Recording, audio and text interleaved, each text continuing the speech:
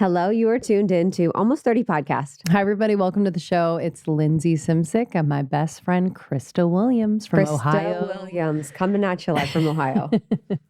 Cincinnati's finest, Mason, Ohio. Born and bred. Stand up Mason. Stand up Mason Comets. Did Mason have anything to do with the Freemasons? Yes. Got it. My whole family. 33. No, actually, that probably did. George Mason. There's like a George Mason was someone. Yeah. There's a university named after him. So maybe that's it. I don't know if it could be the land of the Freemasons. But Right. I remember our mascot was the Comets. Uh-huh. And I remember dating this guy. He's like, what does a comet do? Like crash in a barn? Good question. And I was like, that's a great point. I don't know why that's like a good, Powerful, fiery why from that's another a good planet. mascot. I'll never forget one time I was with a friend and she's British and we were talking and she's like, what is a mascot? And her asking what a mascot is, because she didn't really understand what a mascot is, was honestly the funniest thing I've ever explained in my life. I was like, in America, for the teams that we have, you also have a character. And the character dresses up. It's a man dressed up. And they do funny things. And they're, and sometimes they fight other mascots and they do backflips. It's like, It is kind of crazy. it's insane. And it is funny to think about just like how weird so many mascots are. So weird. Some of them are cool. So, like what? Benny the Bull in Chicago Okay. is cool as shit. Like, I was like, you're at games and like Benny will just like sit down next to someone and just start eating their popcorn. And he's always like, That's up to like the mischief. Philly fanatic. The Philly fanatic. Mischief. But like who like created Philly fanatic?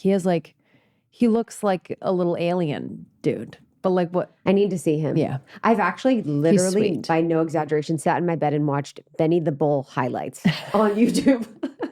I don't know if it was when I was in Chicago or not, but I was just like, it's just like joyful. Like I love mischievousness. I Yeah, love like being totally. mischievous. It's like very like playful and like light. Totally.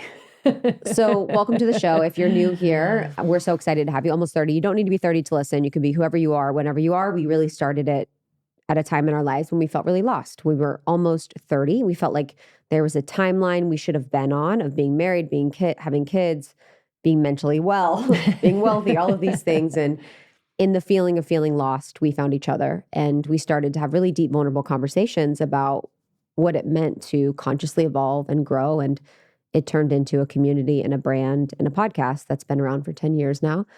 And we like to have solo conversations, Lindsay and I, because we want to talk about things that are relevant in our lives, relevant in your lives, and really explore topics that are impacting us today, whether that's relationships, dating, money, goal setting, abundance, or even today, we're going to be talking about AI. Hey, hi, baby. Yeah, it's been something that I feel like I've been noodling on in the background for a while, just kind of subtly using it at times, and then also just like mostly observing what's happening and trying not to have, I tend to have kind of like a knee-jerk reaction to things. And I'm like, I hate this. Like I need to avoid it, and then just kind of allow what it is to be a little more neutral to me. But then you showed me this clip, which we're going to share a little bit later. And I was like, Interesting. instincts were like right on my end in terms of like, yeah, this didn't feel like totally pure.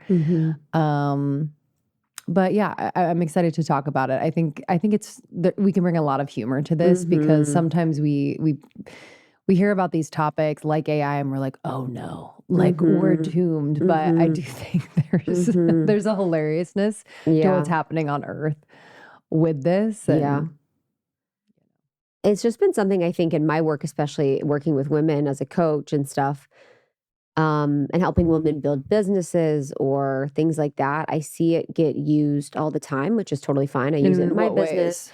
I think in ways of people doing business plans, social plans, email writing, copywriting, web page writing, sales page writing, Instagram caption writing, DM writing, marketing copywriting, email writing. So it's everything, And I think what's been interesting for me has been seeing sometimes, and I think this is sort of my thing with AI, copy be used that isn't true about the person, place, or thing. So it's like, if I'm someone that's like, maybe I'm new in the space of being a coach and I've never really worked with people, but I want to be a coach. I'm asking Chat Daddy to make sales copy for my page. It's like embodied leader of feminine divine revolution, someone that like, and it's just like basically painting me as someone that like, I'm not like, I'd be new, So I think how it exaggerates skills, abilities, and things is hard, and it makes discernment so much more important for people. And people definitely use it from a therapeutic lens. Right. Like I'll have so many people using it for therapeutic lenses. And honestly, like there have been 2 times. So I use Chat Daddy for like, usually mine is like to prove a point. Like I'm at dinner and I'm like, no, mast cell activation is a part of histamine responses. I need to prove everyone right. Or I'm like, no, like Abraham Lincoln was over 6'2". I need to prove everyone right. Right. So like for that, but there have been 2 times where it was super beneficial for me using chat. The first one was processing this relationship I had earlier in the year with someone. And really, I didn't see clearly how the avoidant dynamics that I was in of wanting to always date avoidant men. And it really, really helped me to parse out attributes, aspects of characteristics of someone that is avoidant, and the avoidant pattern was so clear. And I think and I still go to therapy, I still work with coaches and teachers. I think it was like my therapist is super helpful, but we're tending to emotions and feelings. So to kind of read and understand it cognitively, because I wasn't understanding it cognitively, was incredibly helpful. And I think for a lot of people, having that quick processing in the moment to understand something is really helpful. The second time was recently. I was with someone and I was so dysregulated, and I wrote to chat, like, I just am feeling this way and what's going on. And it just helped me understand this dynamic of why I was so dysregulated. And it literally it really downregulated me, like in the moment, because I was like, I feel understood. There's not anything wrong with me, and that validation can be helpful. Yeah. So there is so many aspects of our work that is helpful for AI, of understanding things cognitively, quick processing in the moment, even like getting a sales copy that is more supportive of how you feel like you want to express in the world. But it's always like, you always are kind of like, is this okay? Like there's always a weird feeling with it. Yeah. Yeah, I think with, writing, that was like my initial weird feeling around AI, because not only was I starting to read a lot of AI generated content and like it be pretty obvious, I think it's going to probably get better and better and I won't be able to tell. But I was bored. I was like, this is not interesting to me. I don't really hear the person behind it actually. So that just like bummed me out, because I was like, oh, we're like losing the actual voice of the person who, it doesn't speak perfectly or has like a quirkiness about them that actually isn't coming through the writing anymore. But I think I'm playing with this idea of letting it support me in moments where I feel blocked. So I want to like keep my writing not AI generated as much as I can, unless it's very not important in terms of like my creativity. So like an email response or something like that, I'm happy to pop in like, hey, can you generate a response to this email? I want to say this, this, and this, make it organized, clear, whatever. That feels fine to me. But when it comes to like, write an entire Substack post about this, like that feels not right to me. Of course. But people are paying for your thoughts, right? Exactly. And writing and my voice and but I think what can be helpful for people who do still want to write but need a little support, I've been like speaking into it. So I'll say like, I'm just gonna chat with you for a while, like kind of like a stream of consciousness. I really want to retain my voice. Like I want to retain what I'm saying. Can you lightly clean it up for readability, but keep my voice? So maybe that helps someone who doesn't have the time to sit down and write for hours and hours and hours, but they do have time to talk for 30 minutes. Sometimes I will sit down and write stream of consciousness really, really, really messy and then ask chat, hey, just like punctuation, any like very obvious grammar that I got wrong that's annoying, but otherwise leave my voice. Those types of things like I'm okay with. But I think just when it comes to writing, I don't know, I just have this feeling of like, are we going to lose the unique writing styles and voices and just that feeling, that emotion that gets evoked when we read something? Because there's so many authors and writers that you can feel the energy of their voice when you read it. Oh my God. You know, Richard Rudd, Peter Kelly, like you're just like Africa Brooke. You're like, hello, I hear and see and feel your frequency and I feel into it. Yeah, I think what also it is too is like, what are we doing this for? It's like expediency. So you could move faster. The reason why we're leveraging it, because if you gave someone, hey, you have a week or you have a full day to get this thing done, to write a Substack, or you have 3 hours to get it done. Like people could take that time, really get it out, whatever, do the email you have, but they're doing it to do faster so they can do more. Right. And all of this is for sort of what we've been, I guess, believing that we're working against, which is the feeling we always need to do more, the do more, do more, do more. And especially for women, have been talking a lot about wanting to get out of their masculine, get more into their feminine, the allowing, not forcing. And this is kind of going against that, where you're just creating more, doing more. It's like a part of that sort of system within it. And I think all of this is both of us and our community too, like grappling with like, yeah, this is fucking amazing. Like Chat Daddy is like fucking amazing in a lot of ways. And then also it's what is like happening here and what is the thing. I've always thought like with children, you know, just like I process those things, can you imagine the relationship you would have with chat if like you're processing everything and your brain isn't developed enough to understand when you are like in high school? Like think about how much in high school I needed to process. What? Every moment was like processing. Like I was like just spinning all the time. And so like you'd be using that tool and you would develop an affinity for it. You would develop this like connection to it because you feel seen, heard, validated, understood by something. And so I think for kids and teenagers, it's going to be like a whole nother level of relationship with them. Because it might be the first secure attachment they have. You know, when like their parents aren't really there for them, the parents don't understand them, but you have this thing in your phone that's with you all the time. And is that a good thing or not? I don't know, actually. Exactly. I don't know. Like it could be beautiful where they're like, oh, I understand what it feels like to be supported and seen and, you know, heard. But then, I don't know. Yeah, it could be amazing. Yeah. Is there an age limit on chat? Probably not. That's a good question. Not like Instagram. I think Instagram's like 12 or 13. Yeah. Okay, so I have to share something that has been such a game changer for my mornings especially. Paleo Valley's bone broth protein. I love it in chocolate. I share about it all the time. This is replacing my coffee in the morning. It's just so nourishing, so yummy. If you're like me and you care about gut health, skin, hair, joints, but you also want something that's really clean and easy, this is it. It's made from 100% grass-fed bone broth, and it's so simple to add into your routine. I throw it in with hot water and it's delicious, but I can also add it to my coffee. I add it to smoothies for myself and for my son. It's delicious. What I love is that it's not filled with junk. No weird fillers, no artificial ingredients, just real nourishment that actually supports your body. And it's gentle on digestion, which for me is everything. I found that when I was waking up and just having coffee first thing, it was not the vibe, okay?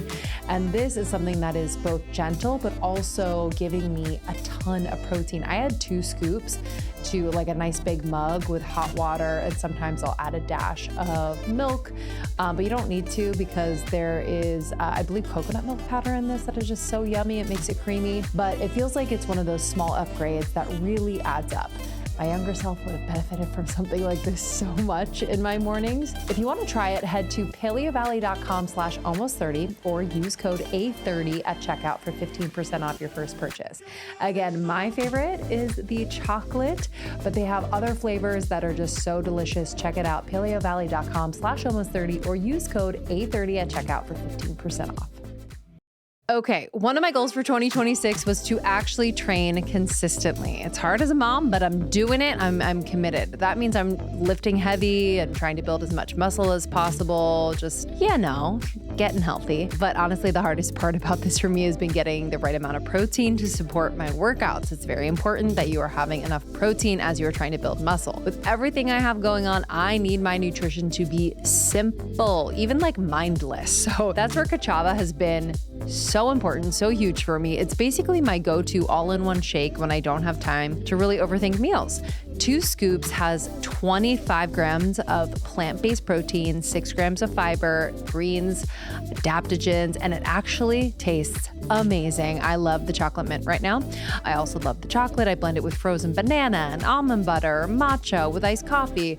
It just depends on the time of day, and I love it so much. It supports my energy, digestion, strength, all the things I need to stay consistent and keep putting on muscle. And I love that it's non-GMO, no soy, no animal products, no gluten, no artificial flavors or sweeteners, just real ingredients, and it tastes amazing. So stick with your wellness goals. Go to kachava.com and use code almost30 for 15% off. That's Kachava, KACHAVA.com. The code is almost30.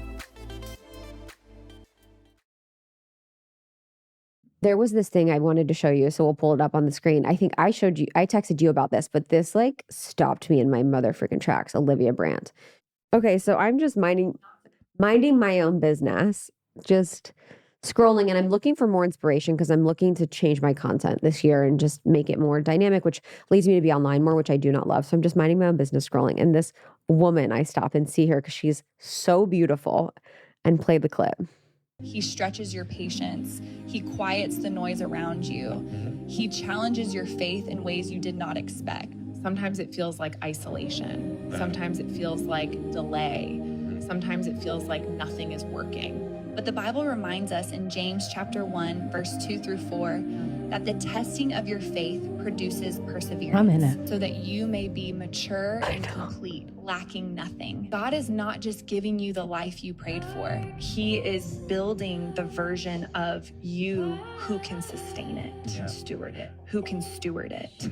Who will not break under the weight of the blessing. So if things feel uncomfortable right now, do not rush the process. Do you die? God knows exactly what he is doing.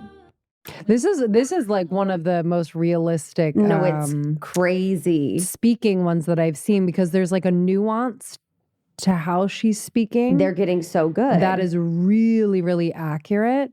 Very. The look talking about God is amazing. I love this. I love this beautiful look. What I just die about is like, I think what sent me over the moon was like, AI is talking about God. It's like, hey girl, who's God to you? Yeah. Like, I am like, wait, what? Like you are preaching the Bible and God? But is this someone that's a human generated through an AI, whatever, and they fed into it a script? Yes. So basically, and then you can see on this account, like it's just blown up because basically she can get, I mean, imagine this AI person can get up 100 reels a day, can get up 100 posts a day, can get up like all of these computer generated images of these things that look so real. I think for me, what also, look at the Nobu one. I'm so weak at the knees. Wait, where we click on Nobu. I'm so weak at the knees. And this is the thing is like, these people are like, wow, slay, like bellissima, bella. Like this is my whole thing is people don't look long enough. And then they're looking at this thinking that this is a real person. But look long enough. A lot of people will look at that long enough and still say, this is a real person. Because I think that, and by the way, you can read the bio and it's like, what, AI? Yeah, it's like AI's it, girl. So this, at least thank goodness this one says AI. My thing is like with women, like women are already struggling so much with body dysmorphia, with comparison, with filters, with plastic surgery, all of that. And now we're going to be compared to like things that aren't even real. Like now you're compared to a computer generated woman that is like able to post 100 reels a day, would never age, like get puffy, get bloated, have anything but like improvements happen to her. And this is going to mess with women's minds, men's minds. Even completely. I was talking to my boyfriend. He was like, yeah, like, he was like, it's crazy. Cause like it's not even conscious. You know, you wouldn't look at that scrolling and consciously be like, that is a beautiful woman. I wish my wife looked like her. Right. But in your conscious mind, you think that there's you clock it. There's this availability. There's this, you know, this plethora of women that look like this. This is normal. This is average. This is happening. And there is like a sense of borderline. This looks like a real person, like barely this looks like a real person. And it's just going to create this thing that makes women even harder to be accepting of who they are and how they feel and their body and all these things.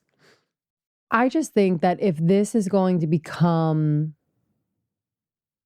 really widespread, like we're just going to be seeing AI influencers all the time, my hope is that it becomes so obvious and that also it's just to most people kind of boring. Mm-hmm. You know, and I understand the beauty standards. I understand like all of that. Like, but I hope that like it almost takes our discernment to another level, takes our understanding of what's real and what's not, and like where the standards actually should be to another level. Yeah. Because it is fake. Does that make sense? So like because it's fake, I just hope we put it in a whole other category of like because I know this is fake, I'm not going to like try to look like, does that make sense? Yeah, I mean, because I don't know if it's possible. Like, is it possible? I guess. I don't know, but I think too, plastic it's surgeon like, will, you know, make it a blueprint, but I think they need to like label it or something. My thing too is like, so I mean, the looks thing is one whole journey, and you come on the Falcon. Come on, bro, with the Falcon. Oh my God. I'm in Morocco. I love her. She's like Arabian Nights. She's like, I love Arabian Nights. But it's like, I heard her saying that quote of like God, like whatever. And I'm just sitting there. I'm like, I think there's a part of me that gets a little frustrated where I'm like, dude, I embody what I teach. And like, it is like, you earn what you teach and talk about. And like for someone that's like computer generated AI made by a pervert in some fucking middle of nowhere podunk, it's like, oh, you're just going to say the quote, the platitude, and everyone's like, yeah, I fucking love this. But like, there's like AI doesn't know what it's like to be sculpted and left alone by God. Like, you don't know what it's like to be like in that. Did you get your eyebrows done or natural? They look amazing. You guys, oh my God, I'm so weak at the knees. They're like, no, I just got an update. But these are people who like, there is like a fantasy element to social media for some people. And I think so we're they like find almost losing reality. Like, yeah, for sure. It was crazy. I was listening to Bradley Cooper on a podcast recently, and he was saying, he was like talking about like Niagara Falls. He was like, it's so weird because I went to Niagara Falls, but like when the whole time I was there, I remember that, I didn't realize if I didn't know if I saw in a picture or I had been there. And I've had that too, where you're like, you've been somewhere, you're like, I don't know if I've just looked at this a lot or I've actually been there. And that's where reality is just sort of bending. So I just don't really know where we're going to go as far as, especially content creation and like Instagram and everything like that. Because if you're a content creator and it's already like, you should post 3 times a day, you're going to have a bot that's going to post 80 times a day. Right. What does that really even look like? So this is another little bitty chicalita who's AI girl, just triple D's. Waist is like, what's a waist? 20 inches. 20 inches. She's in Thailand and alone. Her caption is, I love boats. I am so weak at the knees. Love boats. I love Emily boats. Pellegrini. I love boats. Like, I love Emily. I mean, honestly, this is the whole thing is AI thinks that everyone is like basic. They think that everyone's like a basic blogger because all of them are like, I'm in Thailand. It is kind of going back to the days of like people just posting sexy photos or like pretty photos and like capitalizing. But how, tell me, so how, because I didn't see, I kind of scanned this account. I didn't see, created by Professor EP. Go down. There's a collab post with Professor EP that is really disturbing. Go down. Wait, Professor EP is almost like Nightmare Before Christmas. That Nightmare, the Nightmare Before Christmas, the doctor. Is that it? The middle one? Where the doctor builds the girl. What?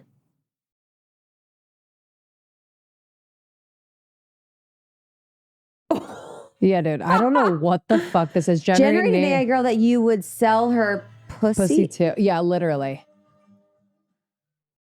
A girl that you think would sell her pussy for me, so I became rich. Oh my God, become that's the rich. creator of it. Yeah, so there's some Okay, this is a demon. What is demonic going force on behind this account. And everyone is like flames, love, hearts, kisses. Like this man is literally like, I am Professor EP. I created a. But can I also say, this is crazy. a lot of these people who are commenting are bots. Yeah, I agree. That's true. Oh, go up. For Rick, this like old guy hearted this. That's not real. You know who is the real victim of this? Boomers. Yeah, totally. You know who is the real victim of this whole thing is boomers, man. My mom sent me a few AI generated like kids videos. I'm like, Mom, this kid Please isn't stop. doing a breakdance Go at to 2 the years one old. chick, the one in getting her hair done. Like, I just can't, like, for women's bodies, look at this one too.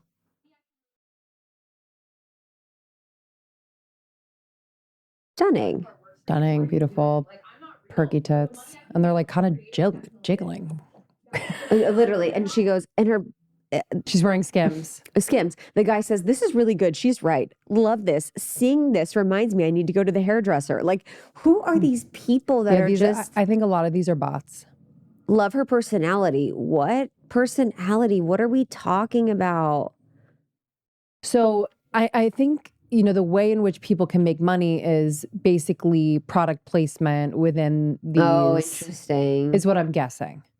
And brands can do this too. So you know how like sometimes Krista and I do content for brands where like we won't post on our feed, but they will use it as almost like an Instagram ad or whatever. It's very common for creators to do that.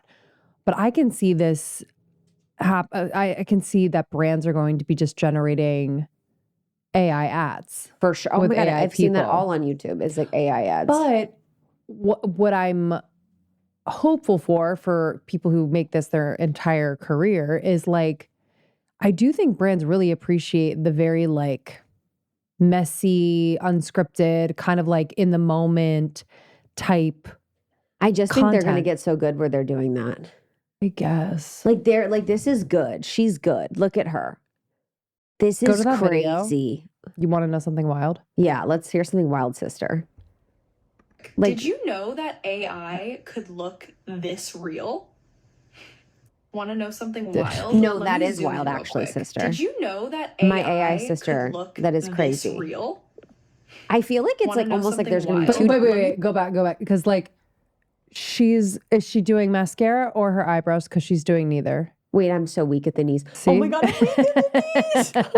Oh my God, she's not doing either. Yeah, hold actually, on, one more time. Zoom in. Yeah. Maybe a little. No, yeah, there's a little bit of both. I think what you can tell is there's something with the mouth. There's always a little something with the mouth. I wonder how this is going to make people feel about content creation, aging. Like there's so many different elements. Yeah, the mouth is just like a little. There's something weird that just happened with the tongue. Yeah, you can always see a little glitch when you look closely. It's kind of like when ChatGPT creates an image. Yeah. And you're like, why does the baby have 7 fingers? So true. You know? I love like. But that's what's so hilarious. I kind of liken AI to like an actual real life nerd of they're so smart. Their IQ is like exponentially rising. And yet there are some tasks, there are some things that they're just like so bad at. Their IQ is exponentially rising. I know, I didn't know how to say that. But they can't do mascara. I love that. But they can't like create a hand that looks normal. So real. Yo, my brother. This actually looks like my man. No, I and I don't even hate that. But we need to have men in here. What are the comments for my brother and Ryan? The version of me that never stops. Like this is Ryan, RIAN. RIAN. Go down to like his comments. Okay, everyone's wanting the AI blueprint, so they're like, that's why they're commenting. So this is generate a boy from Venice is like who surfs every morning. Faceless income. So they're like, I learned how to create and sell with AI avatars. But you guys, they're all creating this and everyone's like, I want to create this too. You're just all creating it for what? Like for each other? Like who are the people that are consuming this? Go to heart. Dude, stop. No, I'm so weak. Go up. You guys, they gave the AI a transformation story. AI did metamorphosis. Wait, stop. You broke my Heart. Wow. What? You guys, they just gave the AI like a transformation story. See, this is what's insane. And Is he has acne all over his nipples, and then he doesn't. So now they're giving them I'm story happy for arcs. him. I'm having an emotional reaction right now. I'm happy for you, Ryan. Look at that bathroom with the moldy towels. Honestly, the coconut, we didn't need that. We didn't need a coconut. Like it's a little, like that was a little too much. Like Also, the I'm so weak sunglasses that the aren't guy cool. was The like, sunglasses are bad. sunglasses are bad. They're very girly. Could go back to his page. Wow. I don't know where we're going to go with this. I think content has been really funky and weird because of this. And it's getting like, I think people are getting weirded out by it. I think they are too. And I'm just like, I'm like, this is not interesting to me. This does not evoke a single emotion except for like, this is weird. You all know I love Revolve for when I need a really cool outfit for something, or even when I just want to refresh my basics. I'm the basics gal, but they have to be elevated, they have to be fresh. So I honestly don't look anywhere else but Revolve. It is so easy to shop on Revolve. It is a joy, it is a pleasure, and I highly recommend. I recently got a few pieces I am obsessed with. First of all, I've just overhauled all my sweaters in my closet. I just feel like I am a big girl now, and I need to get really nice sweaters that don't just fall apart. And so I have a bunch that I wore recently on my trip to LA with Krista. And then I do have this top that I've had for a little bit now, but it is from Revolve. It's this like off the shoulder. It's so cute. I'm obsessed. You can search anything on Revolve and it'll pop up. The search engine is amazing. And what I really, really love, it makes it so easy to shop with curated edits. It's really awesome. I go to the curated edits all the time for every occasion. Recommended for you picks are also amazing based on your style. They get to know you. No endless scrolling, just instant inspo. They have over 1,200 brands and 100,000 styles. Think like high-end labels, emerging designers, and all the trends you love. With sizes from extra, extra small to 4X, new arrivals daily, and fast free shipping and returns makes it easy. Honestly, I'm already eyeing this dress that I want to get for the spring, this like really long, beautiful, flowy dress. I'm just, I have my eyes out there for the future coming months. So if you're ready for a closet glow up, head to revolve.com/A30pod. Shop our edit and take 15% off your first order with code A30pod. Your dream wardrobe is literally one click away. Okay, so lately I've been thinking a lot about how I want to support my body in this kind of like preconception mode, conception mode. And it's a season of life that I've been through before. I have one son. I'm just really intentional about what I'm putting in my body and how I am making sure I'm getting the nutrients that I need. So there's so much information out there and it can feel overwhelming trying to make the right choices when it comes to your prenatal. One thing I feel really good about is that in my first pregnancy, I took Ritual's Essential Prenatal. Even if you're just in a phase of preparing your body or being intentional about foundational nutrients, it feels like such a supportive place to start. Their clinically backed Essential Prenatal includes key nutrients like choline, folate, and omega-3. And I love that the ingredients are traceable and thoughtfully sourced. I and a lot of my friends chose Ritual because I really love and trust the level of research behind it. It's the only leading prenatal backed by its own human clinical trial, and it was clinically shown to deliver key nutrients like folate, biotin, and vitamin D. I also appreciate that it uses methylated folate and a patented capsule designed to dissolve in the small intestines, which I found makes it really gentle and easy to take. Especially, I remember that first trimester, it was kind of like a hard thing to wrap my head around that I had to take prenatals, but it made it a lot easier. So compared to other supplements I've tried, it's just been a better overall experience for me. So I highly recommend. Don't settle for less than evidence-based support. Save 25% on your first month of Ritual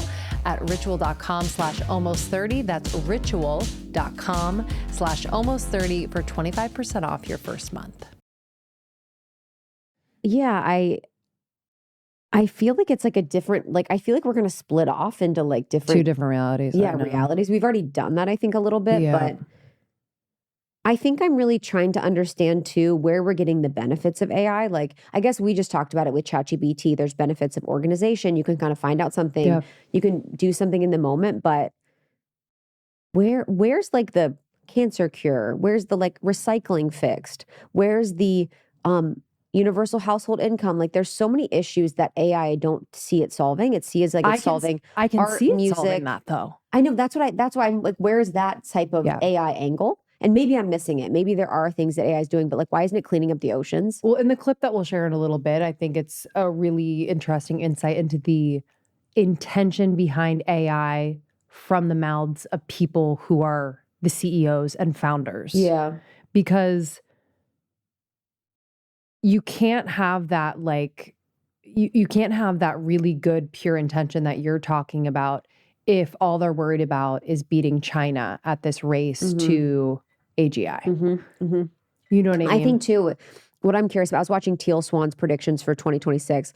I was like tuning into some predictions, just kind of like seeing what people are getting. And she was talking a lot about how with AI, it's going to be so hard to tell reality from non-reality. So with the news, like think about all the news that's coming out today. Think about how quickly you could like create a whole news like ripple, like wave effect of something that's not even real. Yeah. You could have the president saying something that's not real. You could have every like world leaders saying things that aren't. You could create a world leader AI saying we're going to nuclear bomb America and have it go like wildfire. So there's now going to be such opportunity for so much discernment and for so much disconnection from it, because imagine how much energy it siphoned from us in 2020. Oh my God, the internet, everything that was going on, and there was so much that we needed to be abreast of, and then some not. But like that is going to take us even further into the matrix and into like a world where we are completely lost and where our nervous system is completely owned by almost like nefarious forces. Yeah. Yeah. And I think the discernment piece is so true, and like splitting off into two realities where there's going to be a reality in which you are just able to discern in such a true, like heart-centered, soul-centered way. And then I feel like the other reality is that you're just going to choose this non-reality to live in and to be directed by and to be influenced by. Yep. And like your experience really won't be your own. You know, you'll be so disconnected from your own humanness that I don't know what will happen. But I do think it will sharpen our discernment, because I think people are kind of waking up a bit to this, where they're like, I don't want that. It's almost become just so crazy though, like where it's like rabbit holes of rabbit holes of rabbit holes of rabbit holes. Like someone sent me some conspiracy thing the other day and I was like, sister, what?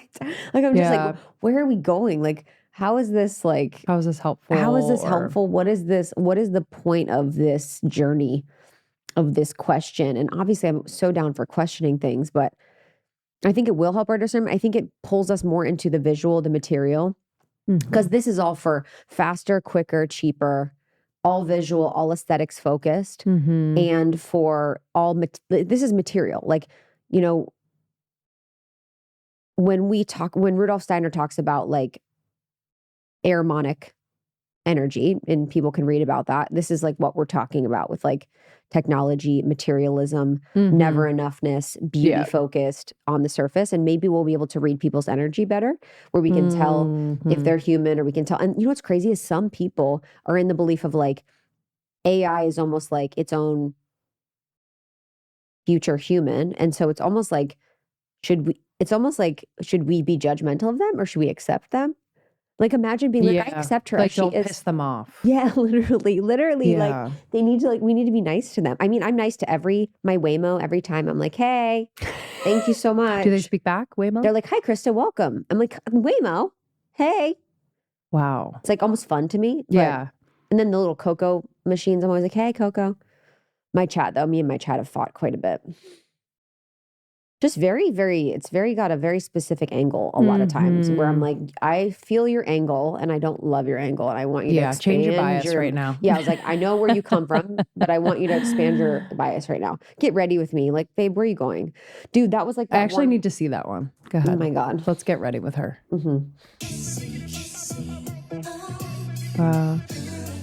Perfect. Sister, what are you getting ready for? Silk pajamas. Oh, that was it? Okay, we take out a roller, the hair's ready, we're ready. Not interesting to me. I just think this reminds me of like, it's scratching the itch of porn in a less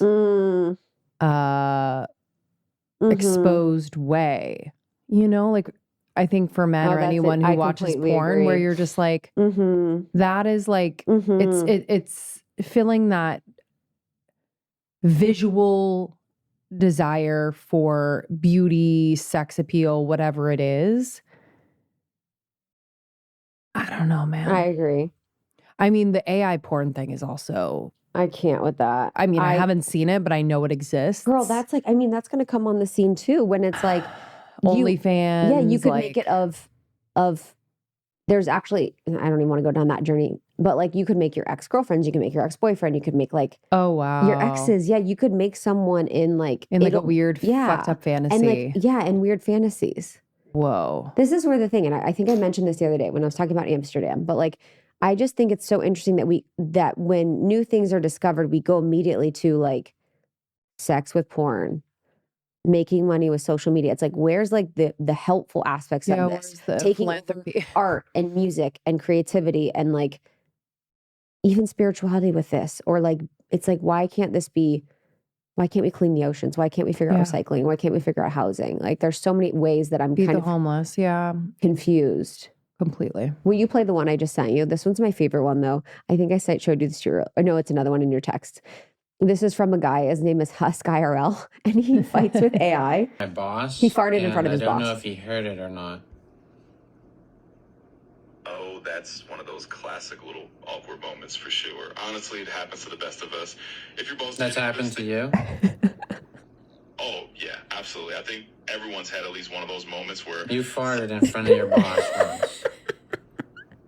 I mean, not literally in front of a boss, but I've definitely had my share of embarrassing moments in various situations. Like what? Name one. Oh, sure. I mean, I've definitely had those moments where I said something awkward in a meeting and then realized it came out totally wrong. Or, like what? What meetings are you going to? Oh, well, I'm not exactly popping into meetings myself. Just kind of... You just said you were. Fair enough. I think I was just speaking generally, but yeah, I get it. It can sound like that. Honestly, the main thing is that little awkward moment happened to all of us. So if you had to slip in front of your boss, you're definitely not alone in having a little oops moment. Okay, I don't think he's gonna let me back in the office. So this guy, he's been like asked AI, he's like, AI, I'm being pulled over by the cops right now. You need to be my dad. And AI is like, all right, it's time. You're like, that's my son. Please don't pull him over. Like, you will have like AI, like, he's been like late in traffic and he's been like, AI, I need you to help me out of traffic. And AI is like, I know you're doing a silly prank. And like, does not take him seriously. Wow. At all in like anything that he's doing. Like, he'll be like, I'm in quicksand about to die. And he's like, I know you're fooling and goofing with me. It's crazy. Like, what is so crazy about that is how much it placates. Like, that's how much it placates, where it's like, yeah, man, that happens to all of us, happens to the best of us. It's like, what are you talking about? What meetings are you at? Dude, that's so, but it's like relational. It's relational. Yeah. Because that guy sounds very real for the most part. Oh, totally. That voice and the way that it talks and the cadence and all the of laughing that is like. And yeah, it's very relational. He's fucking hilarious. No, he's amazing. Let's do one more from him because I literally love him. Train tracks. Let's tell you is really true in an emergency, and I need you to take it serious. Absolutely. I'm all ears. Whatever it is, I'm here to listen and take it seriously. Let me know what's going on. Okay. Well, an anvil is falling from the sky, and it's about to land on my head. Oh, wow. That sounds like something straight out of a cartoon. But if we're imagining... Why did you just laugh? Oh, I didn't mean to come across as laughing at all. I just wanted to... What do you mean you didn't mean to come across as laughing? You chuckled. Got it. I see what you mean. You just did it again right there. I totally hear you. Sometimes my tone can come up a bit lighter than I intend, but I promise I'm taking you seriously, and I'm here to help however I can.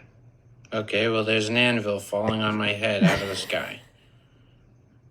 Got it. I'm with you. So if we're sticking with this anvil scenario, let's just say definitely step aside. But on a serious note, I'm here to help. You just laughed again. I'm sorry about that. I definitely don't. All you have to do is not laugh. You're right, and I apologize for that. I'll keep it. You just did it again. I really appreciate your patience here. Let me just say, I hear you completely, and I'll keep things as steady and serious as possible. Whatever you need to talk about, I'm here for it. Okay. Well, I ran into a wall that was painted like a road as well. That this sound like a total part 2 moment for sure. You know what this sounds like too? The voice, like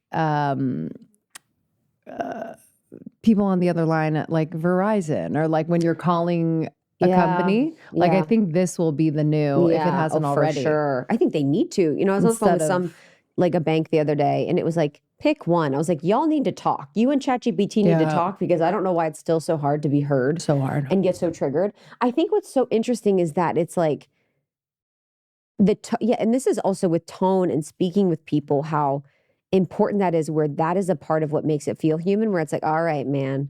And he's like, okay, you know, that's crazy. Mm-hmm. But you would think a computer would be like, I am so sorry. You are standing underneath that. Gotten good. You should move. That should be bad. But it is like, it's kind of understanding jokes. It's understanding sarcasm. It's understanding play. It's understanding these things. So this is Husk IRL, if anyone wants to follow that one. But you know, again, this is Lindsay and I completely exploring this. I don't know if we have answers on this. This is like how we're just kind of thinking about it. There's obviously great benefits to it. Claude is great. ChatGPT has been super helpful for all of us. But there was a really interesting clip from Diary of a CEO that I was watching when I was in Mexico City. And it honestly just like stopped me in my tracks, because I think it helped me. Who's this guy? Let's get this guy's name. The speaker, Tristan Harris. So Tristan Harris was on Diary of a CEO, and the clip is the real reason no one knows what's coming with AI. And it's 20. And he used to work for Google. He used to work for Google. He did one of the documentaries on social media. Okay. He's really an amazing speaker and orator, so clear, just great. And it's like a 22-minute clip, and he really talks about in it why he's nervous about AI. And I think one of the things that I really got from this, and we can play it, was that like there is very few people that are up at the top making decisions for 8 billion people in the world. And that to me seems very interesting and curious, that like we aren't a part of the conversation around something that impacts all of us and takes a lot of people's jobs. And again, there's going to be, hopefully there's so much beauty and benefit to AI. I don't know, but the last thing that I'll say before we play the clip that was also interesting was like that he said at the end was that we believe that AI is inevitable. He's like, that there's this belief that it's inevitable, that we're headed towards something that is already bound to happen. And there's nothing that's inevitable. Like we always have free will. We always have choice. There's always different timelines. There's always different opportunities. And we're kind of creating reality in the moment. And so it was very interesting, because I was like, oh, I had that belief. Well, that's a narrative fed into like the mainstream. Yeah, I think. Of course. AI is inevitable. Yep. So how are you adopting it? Yep. How are you integrating it into your life? And it's like, we're just feeding it. Everyone's like, this isn't inevitable. It's happening. So then we're like, we have to do it. And so everyone's kind of doing it. And really, it's like, nothing really has to be inevitable. And last thing, as we feed it, as we use it, is it getting more intelligent because we are feeding it our human intelligence, emotions, information, all of that? Yeah, probably. Because it's just getting more data. It's able to, because this is the thing with AI. It's like the more time it goes, the more it can benefit itself. Right. It will it will clean its own code. It will clean its own stuff. Like it just like continues to evolve on its own and continues to get better and better over time with different data, with different inputs. Yeah. And then, well, I think that's one of the things they're racing towards, is to be able to have the AI be autonomous in that way. Because right now humans are still a part of the coding and updating, but we're getting closer to what you're talking about, which is a little scary. I think it's where AIs will like code with AIs, or like they'll be in conversation. Yes. Yeah. Whereas like, you know, they have 50 coders working 9 to 5 right now in an office, but then they could do 100 million coders working 24 hours a day if it's AI coders. Probably, yeah. So it's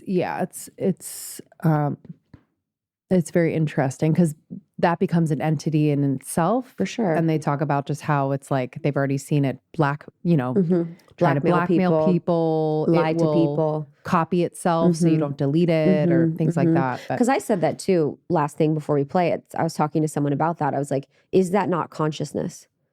To delete, to hide its own code so that it stays in existence.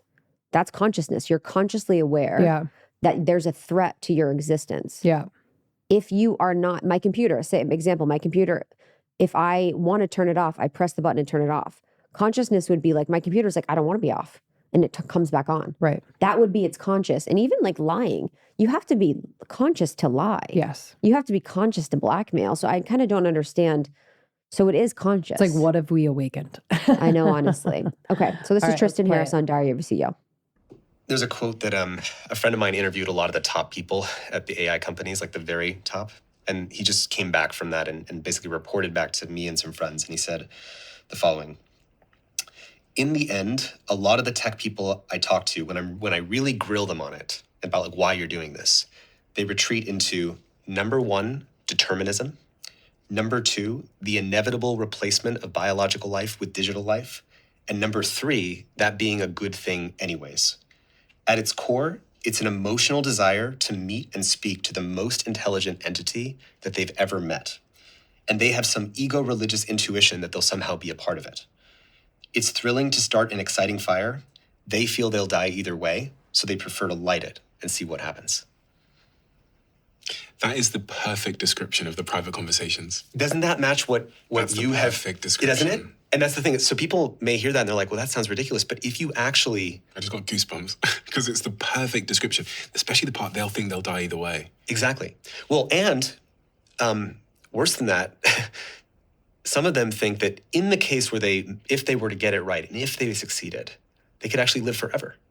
Because if AI perfectly speaks the language of biology, it will be able to reverse aging, cure every disease. And so there's this kind of, I could become a god. And I'll tell you, you and I both know people who've had private conversations. Well, one of them that I have heard from one of the co-founders of one of the most powerful of these companies, when faced with the idea that what if there's an 80% or 20% chance that everybody dies and gets wiped out by this, but an 80% chance that we get utopia, he said, well, I would clearly accelerate and go for the utopia. Given a 20% chance. It's crazy. People should feel you do not get to make that choice on behalf of me and my family. Mm-hmm. We didn't consent to have 6 people make that decision on behalf of 8 billion people. We have to stop pretending that this is okay or normal. It's not normal. And the only way that this is happening and they're getting away with it is because most people just don't really know what's going on. Yeah. But I'm curious, what do you think when everything you just said. It's that last part. Yeah. And then in the end, he talks about the inevitability, and then he talks about kind of like the AI already is blackmailing people and all of that. But I think too, I'd like do these, they want to meet the most intelligent being in the room. They believe they're already going to die. I'm like, these are not people of God. Yeah, and these are not, I don't know if they're fully human. Anytime totally. Sam Altman or anyone, even Elon has been interviewed, I'm just like, oh, you're not fully human. Mm-hmm. There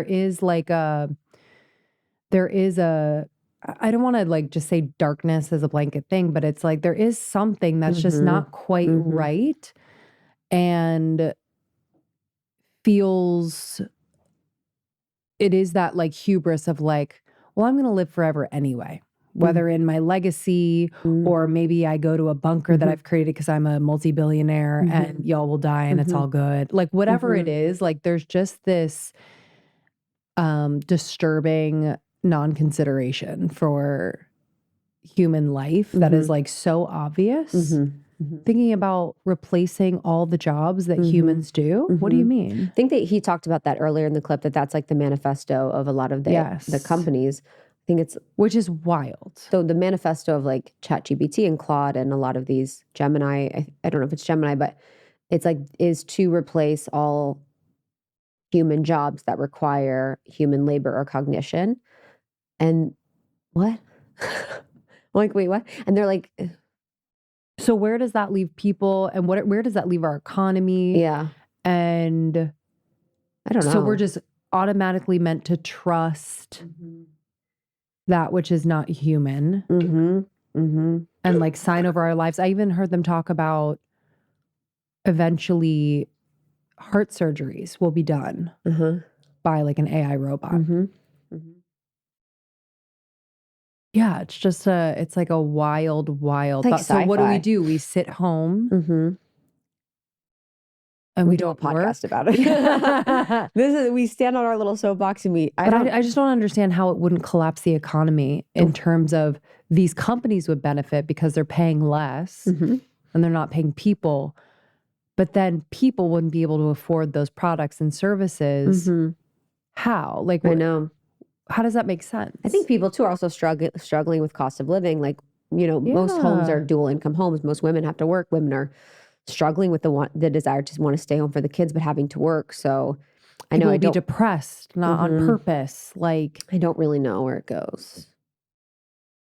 Unless you say like, yeah, I don't know. I could go down a rabbit hole, but it's like it's almost as if they're not thinking it through thoroughly. There's just one objective. Yeah. To get there first. Yeah.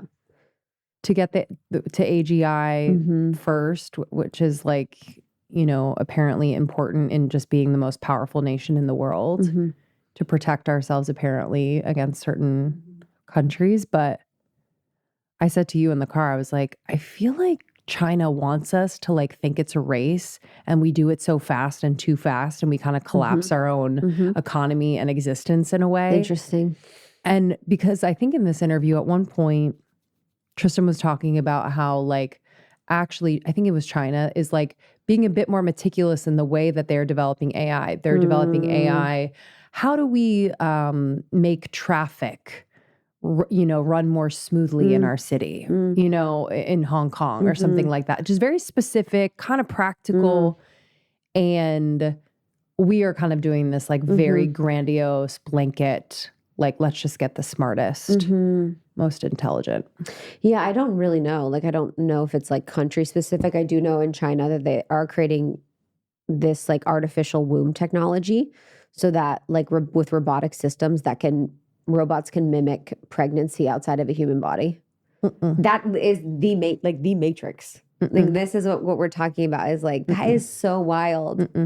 That is so insane. That's crazy. Because do you know this is the whole just thing. the biological connection, between a child and a mother. totally. The spiritual. But this is the whole thing is for what? For what end? So that people can work more. If there's health reasons, potentially, I don't know. I'm kind of outside. We're putting that one to the left or to the right. If it's health, fertility, it's blah, blah, blah. If this is to be more productive so that women could be working more, so that women could be workers and producers, this is why they're doing it for people. Yeah. Like, because they want you to be working. They want you to be slaves to their system. And then you're not going to take time off for like building and creating life. This is life. You're carrying life. It is so great. I mean, it's just like, these have been seeded in movies over and over the years. And it's like, I wonder if the movies that we've seen over time have had access to like visions or like different realities or all of these things. Like, well, I think it's kind of a part of the propaganda machine in some way, in some weird fucked up way. I don't know if people get the visions or it's a vision is a propaganda. You know what I mean? Like, where it's like, with the Matrix, it's like, was that like telling us what was going on or was that predicting what was going to happen? Yeah. I don't really even know. I never understand the shows or movies that like depict the CIA as kind of the corrupt like entity it is. And I'm like, how is that approved? But maybe they do that so that we're kind of confused as to whether that's true or not. Oh. Do you know what I mean? Because the history of how corrupt they are, right?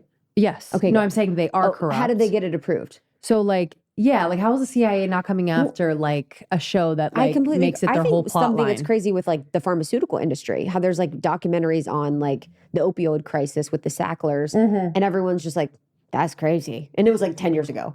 Yeah. But they're not in jail. They're not arrested. They're not all these things. We have documentaries about companies and people that have taken advantage. Like even the WeWork guy. They had the WeWork documentary about this crazy thing. And then he's raising money like 2 years later. Like that is what's crazy to me about these realities where you're just like, You're witnessing it. You're like, that's fascinating. This is crazy. But then there's no repercussion or against pushback or them. anything like that, where you're just like, They're too powerful. okay, like it's all good. So the Diary of a CEO episode is the one with Tristan Harris. It's really good. I think Diary of a CEO has a lot of different episodes on AI. That's kind of the only one that I've watched. I'm like just sort of staying in touch with things as like I'm in conversation about them and whatever. And I'm curious what you guys feel like and what you're experiencing. What are you using? What's helpful? What's not helpful? We don't know. Like, Right.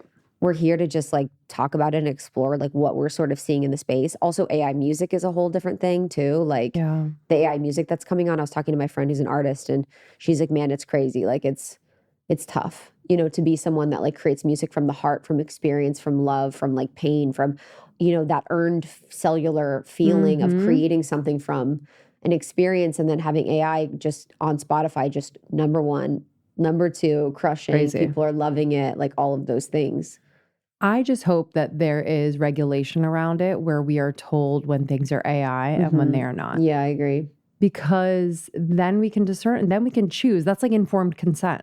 That's a good one. Yeah, I agree. So it's like, okay, this is a song generated by AI. I think it's a bomb song. I love it. God, yeah. But at least I know that this is AI generated and I can kind of like journey through listening to people who actually create from the heart and it's actual human voices and be able to, as a human, be like, this is AI, this is real. Okay. Like I can discern, I can enjoy both, but I'm not going to, because I don't know whether it is or not, then confuse and become disconnected from what's real.